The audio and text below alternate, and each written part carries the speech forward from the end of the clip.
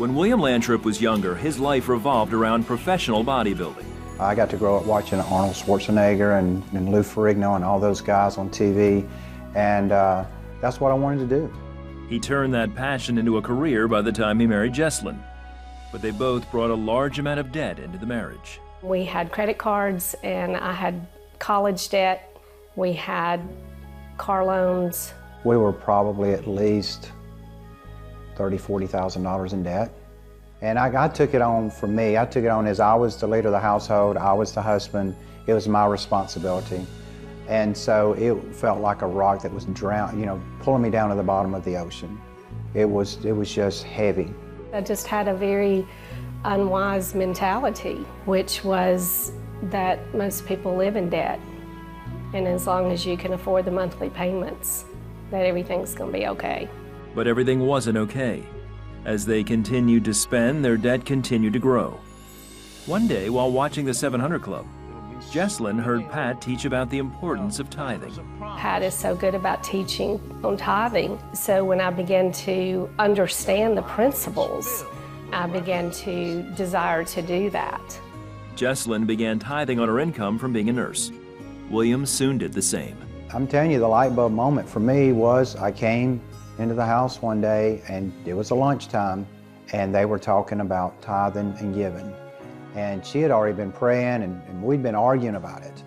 And God just stopped me in my tracks, and I sat down and started watching, and it convicted me. And once I realized that I was robbing God when I wasn't tithing, it truly convicted me. So that was my light bulb moment. They started tithing together and immediately saw changes in their finances. I would get more clients. Money would pop up from somewhere, or someone would give us something. They'd give us clothes for the kids. It was just amazing that God was going to continue to show me, Will, give it to me. You know, all the money's mine. This is just going through your hands. William and Jesslyn became CBN partners in 2003. Every time I did give, it always came back to me, always. During the Great Recession of 2009, William and Jesslyn continued to tithe, and God continued to bless them. We looked at each other and said, how is this possible? How are we in such good financial standing and everybody else is struggling, and I haven't lost all my clients, and God has given me more clients, and I'm still doing great and paying off debt? And I can only say it's because of God and tithing and giving. That's it. It's one of the spiritual laws that are in place in this world.